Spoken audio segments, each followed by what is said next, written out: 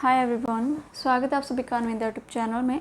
आज हम बात करेंगे मिड डे मील स्कीम, मध्याह्न भोजन क्या है, BEd first year contemporary India and education 3rd unit में स्टार्ट कर रही हूँ। ठीक है, काफ़ी दिनों से कमेंट आ रहे थे कि यूनिट करा दो 3rd एंड 4th, तो आज थोड़ा सा टाइम लगा है तो 3rd यूनिट करा रही हूँ। ऐसे हम कर चुके हैं सर्व शिक्षा अभियान, आज हम करेंगे मिड डे मील। ठीक है, तो चलिए मिड डे मील क्या है।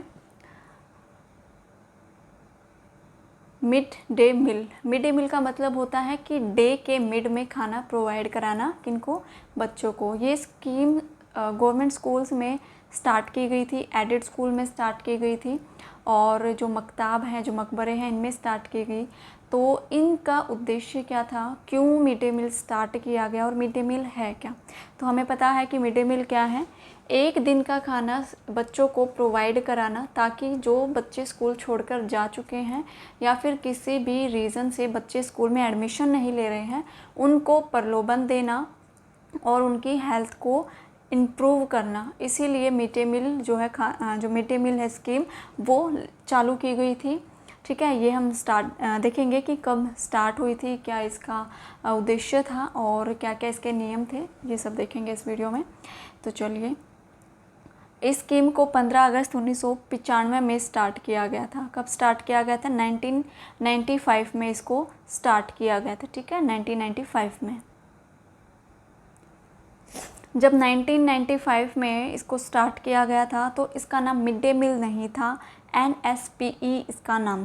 तो NSP कब स्टार्ट 1995 में इसका नाम क्या था? NSP का मतलब है nutritional support to primary education. छोटे बच्चों को मतलब फर्स्ट से लेकर 5वीं क्लास तक बच्चों को खाना प्रोवाइड कराना, और सरकारी स्कूल्स में ये खाना प्रोवाइड कराया जाता था। प्राइवेट स्कूल्स में खाना प्रोवाइड नहीं कराया जाता था और ना ही अब कराया जाता है। ये कहाँ पर कराया जाता है? सरकारी स्कूल्स में। ठीक है, केंद्र व राज्य सरकारों ने स्कूल जाने के लिए बच्चों को प्रोत्साहित करने, पढ़ाई बीच में ही छोड़ने व स्कूल की उपलब्धि के स्तर में सुधार करने के लिए सबसे प्रभावी कार्यक्रम मिड डे मील की शुरुआत की थी।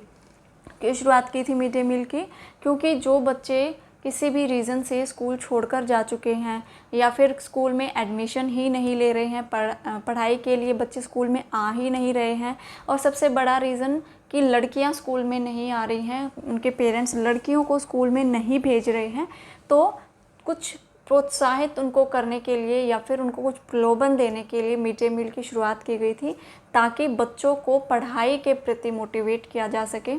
क्योंकि बच्चे खाने को लेकर अगर स्कूल में आएंगे तो पढ़ेंगे भी, क्लासेस भी उनके लगेंगी, बीच में वो छोड़कर जाएंगे नहीं।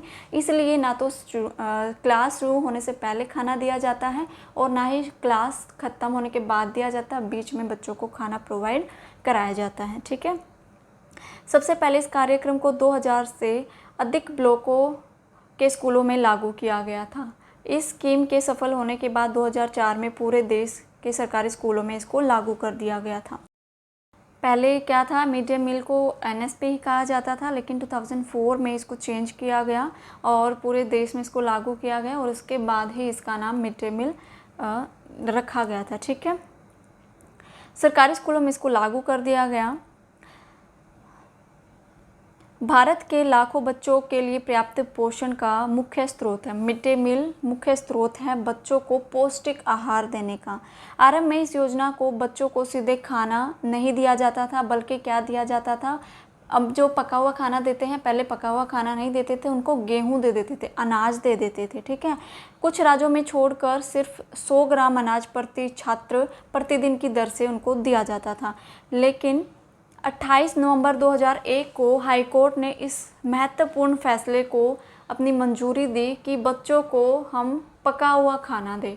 ठीक है, उनको पकाया खाना दें, क्योंकि सूखा अनाज अगर हम देंगे तो क्या पता वो उसको दुकान पर बेच दे पैसा लेने के लिए, या फिर उनके पास स्रोत ना हो गेहूं को आटे में कन्वर्ट करने के लिए, कुछ भी रीज़न हो सकता है, या फिर सिर्फ सूखा अनाज के लिए बच्चे स्कूल में ना आए, तो पकाया खाना बच्चों को दिया जाए। 2001 में हाईकोर्ट में ये डिसीज़न लिया गया कि सभी सरकारी स्कूलों में, एडेड स्कूलों में, मकबरा, मकताब, इन सभी में बच्चों को क्या दिया जाएगा? पका हुआ खाना दिया जाएगा। ठीक है, और अलग अलग दिन अलग अलग डिशेज़ उनको दी जाएंगी, जिसमें सभी राज्यों को पका पकाया खाना देने का निर्णय यहाँ पर लिया गया है।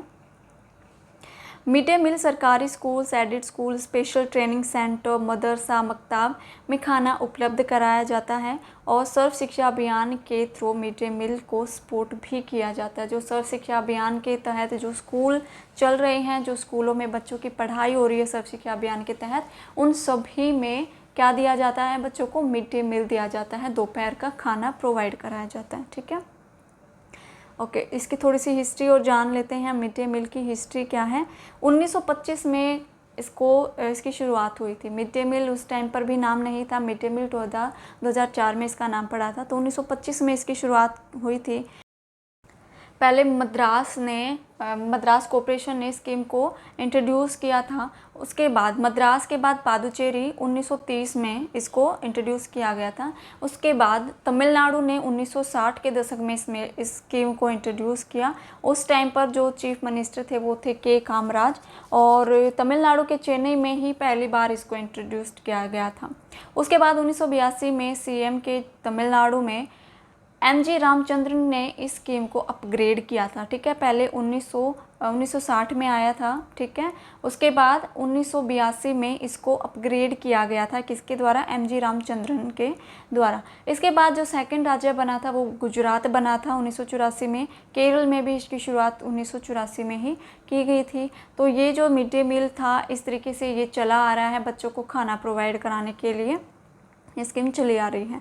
ठीक है, तो ये इसकी कुछ हिस्ट्री थी जिसको आपने अभी जाना है। ठीक है, तो मिड डे मील क्या है इसके बारे में आप पढ़ चुके हो। अभी मिड डे मील का कंसेप्ट आपको क्लियर हो चुका है, कब इसकी शुरुआत हुई थी और क्या क्या इसको खाना बच्चों को क्यों प्रोवाइड कराया जाता है। ठीक है, अभी जो लॉकडाउन हुआ था उससे पहले ये कहा गया था कि बच्चों को खाने के साथ साथ दूध भी प्रोवाइड कराया जाएगा। ठीक है, लेकिन उसके बाद लॉकडाउन लग गया। उसके बाद लॉकडाउन के बाद तो गवर्नमेंट स्कूल ओपन ही नहीं हुए हैं, बहुत ही कम मात्रा में ओपन हुए हैं, कभी कभी हो गए नहीं हो गए, लेकिन वो सिचुएशन नहीं बन पाई है कि बच्चों को मिड डे मील स्कूल में प्रोवाइड कराया जाए। तो क्या किया गया है, अब लॉकडाउन के टाइम पर बच्चों को पैसे दिए जा रहे हैं ताकि बच्चे खाना ले सकें और बच्चे भूखे ना हों। ठीक है, चलिए स्टार्ट करेंगे इसके ऑब्जेक्टिव क्या क्या हैं, क्या उद्देश्य थे मिड डे मील के। बच्चों का बेहतर विकास हो, मिड डे मील का उद्देश्य था। ज़्यादा से ज़्यादा बच्चे स्कूल में आए। बच्चे स्कूल में आ क्यों नहीं रहे थे? पहले तो रीज़न ये था कि बच्चों को खाना नहीं मिल रहा था, कि जो उनके पेरेंट्स थे वो इतने सक्षम नहीं थे कि अपने बच्चों को 2 टाइम का खाना प्रोवाइड करा सके, इसलिए वो दिहाड़ी मजदूरी पर चले जाते थे। तो घर पर बच्चे होते थे और उनके पास इतने पैसे नहीं थे कि बच्चों को स्कूल में भेज सके। ठीक है, तो बच्चों को फ्री एजुकेशन प्रोवाइड कराई गई और बच्चों को खाना भी प्रोवाइड कराया गया ताकि बच्चे स्कूल में आ सके, बच्चों की संख्या स्कूल में बढ़ सके। ठीक है, उसके बाद है सूखा प्रभावित क्षेत्रों में बच्चों को खाना मुहैया करवाना, ये भी इसका उद्देश्य था।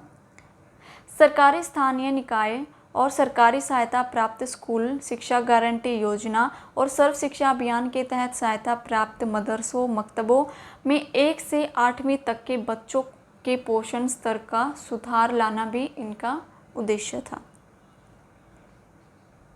नेक्स्ट है लाभ वंचित वर्गों के गरीब बच्चों को नियमित रूप से स्कूल लाने और कक्षा के कार्यकलापों पर ध्यान केंद्रित करने में भी इसकी सहायता करना है। बच्चे जब स्कूल में आएंगे तो उनकी क्लासेस भी होंगी, पढ़ाई भी करेंगे और बच्चे कुछ सीख कर भी जाएंगे।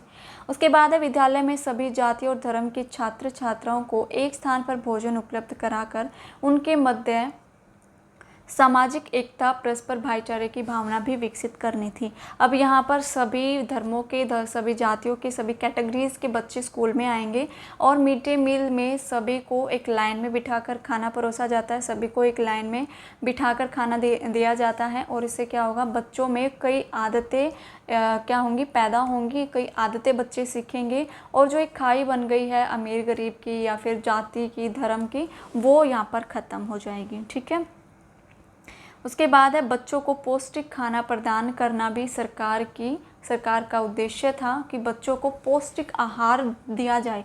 जो पेरेंट्स अपने बच्चों को अच्छी तरीके का खाना या फिर जो पौष्टिक आहार है, जो नीड है बच्चों को खाने की, वो प्रोवाइड नहीं करा पाते क्योंकि उनके पास इतने संसाधन नहीं हैं, उनके पास इतने पैसे नहीं हैं। इसलिए सरकार ने ये जिम्मा उठाया कि हम बच्चों को पौष्टिक आहार स्कूल में ही एक टाइम का खाना उनको देंगे। ठीक है। बच्चों के स्वास्थ्य में सुधार करना और भोजन संबंधी अच्छी आदतों का निर्माण करना। खाना खाने से पहले हाथ धोना, खाना खाने के बाद हाथ धोना, प्लेटों को अपने साफ़ करके जगह पर रखना, तो कुछ अच्छी आदतें भी बच्चे स्कूल में सीखेंगे। उसके बाद है मिड डे मील योजना मंत्रालय। इस योजना को ह्यूमन रिसोर्सेज डेवलपमेंट मिनिस्ट्री द्वारा भारत में चलाया जाता है। तो ये भी इम्पोर्टेंट क्वेश्चन है, किसके द्वारा चलाया जाता है इसको? ह्यूमन रिसोर्सेज डेवलपमेंट मिनिस्ट्री के द्वारा इंडिया में इसको चलाया जाता है। इस मंत्रालय द्वारा ही इस योजना से जुड़ी गाइडलाइंस बनाई जाती हैं। स्कूल में क्या बजट रखा जाएगा बच्चों के खाने के लिए, क्या क्या सुविधाएं होनी चाहिए, जो हेल्पर हैं, जो रसोइये हैं, जो खाना बनाने वाले हैं, उनको क्या क्या गाइडलाइंस दी जाए या फिर क्या उनका बजट है, पैसे बढ़ाए जाएं, सब गाइडलाइंस कहाँ से जारी होती हैं? ह्यूमन रिसोर्सेज डेवलपमेंट मिनिस्ट्री के द्वारा जारी होती हैं। साथ ही इस मंत्रालय द्वारा कई ऐसी कमेटी बनाई गई जो इसको और ज़्यादा तरीके से बेहतर करती हैं लेवल्स पर। ठीक है, स्थानीय पर, शहरी पर, राज्य में, ज़िला में, तो अलग अलग स्तर पर, नेशनल लेवल पर क्या क्या कमेटी हैं वो इसमें हम देखेंगे आगे। तो कौन कौन सी हैं? फर्स्ट है नेशनल लेवल कमेटी। ये क्या काम करती हैं? नेशनल लेवल कमेटी जो है, नेशनल लेवल पर अधिकारित समिति राष्ट्रीय स्तर पर स्टीयरिंग सह निगरानी और कार्यक्रम स्वीकृति बोर्ड PAB स्कीम को मॉनिटर करती हैं। ठीक है, नेशनल लेवल पर ये इस चीज़ को देखती हैं। और स्टेट लेवल पर क्या होता है? स्टेट लेवल पर राज्य स्तरीय संचालन सह निगरानी समिति इस पर निगरानी रखती है। ये कमेटी राज्य के मुख्य सचिव की अध्यक्षता में कार्य करती है। तो नेशनल लेवल पर कमेटी बनाई गई, स्टेट लेवल पर भी कमेटी बनाई गई है। और इसकी स्टेट लेवल पर कौन निगरानी रखते हैं? सचिव के अध्यक्षता में इसका काम होता है। उसके बाद है कि जिला स्तर पर क्या होता है? हर जिले की जिला स्तर समिति ये सुनिश्चित करती है कि उनके जिले स्तर के अंदर सभी स्कूलों में बच्चों को इस योजना के तहत अच्छा खाना दिया जा रहा है या नहीं।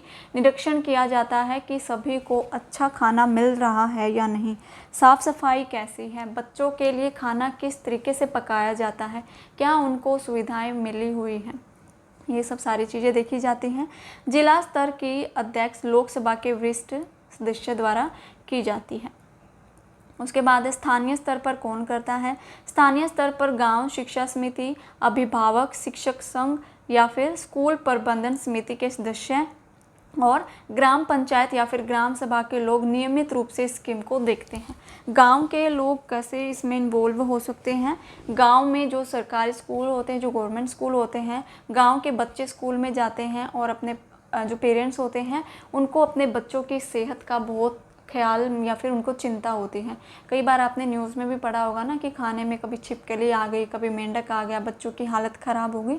तो अपनी बच्चों की सेहत की चिंता को लेकर अभिभावक या जो पेरेंट्स होते हैं, गांव के जो सदस्य होते हैं, जो स्कूल प्रबंधन की जो समिति होती है, वो खुद चेक करते हैं इस तरीके से कि बच्चों को जो खाना प्रोवाइड कराया जा रहा है उसमें कहीं किसी प्रकार की कोई कमी तो नहीं है। ठीक है, निगरानी रखी जाती है उन पर।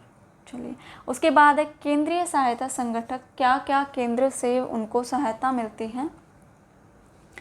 प्राथमिक कक्षाओं के बच्चों के लिए 100 ग्राम प्रति बच्चा प्रति स्कूल दिन की दर से दिया जाता है और उच्च प्राथमिक कक्षाओं के लिए 150 ग्राम प्रति बच्चा प्रति स्कूल की दर से उनको दिया जाता है खाना।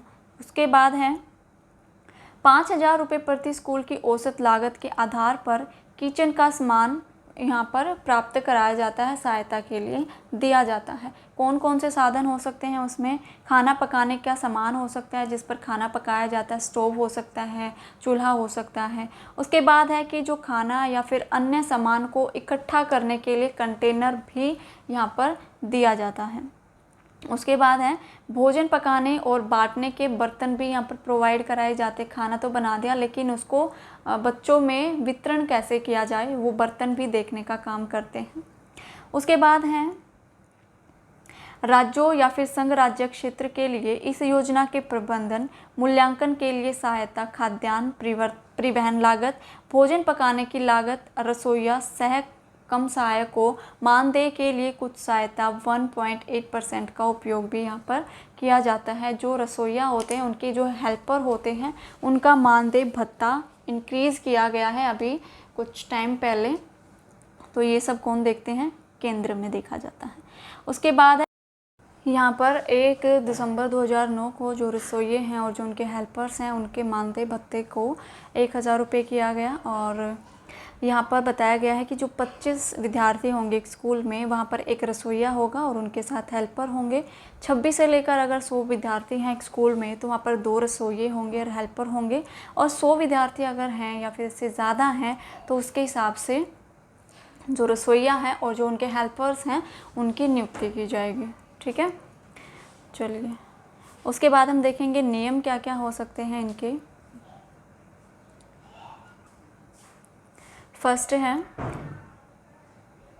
खाद्य पदार्थों को इकट्ठा करने के लिए भंडारण गृह का होना बहुत ज़्यादा ज़रूरी है। स्कूल में ही जो खाना प्रोवाइड कराया जाता है बच्चों के लिए, जो सामग्री होती है वो स्कूल के एक भंडारण गृह में इकट्ठी हो। किसी प्रिंसिपल के घर पर नहीं होगी, किसी हेडमास्टर के घर पर नहीं होगी, किसी टीचर के घर पर नहीं होगी, बल्कि जो खाना बच्चों को प्रोवाइड कराया जाएगा, जो सामग्री होगी वो कहाँ पर इकट्ठी होगी, वो स्कूल के ही एक भंडार गृह में इकट्ठी होगी।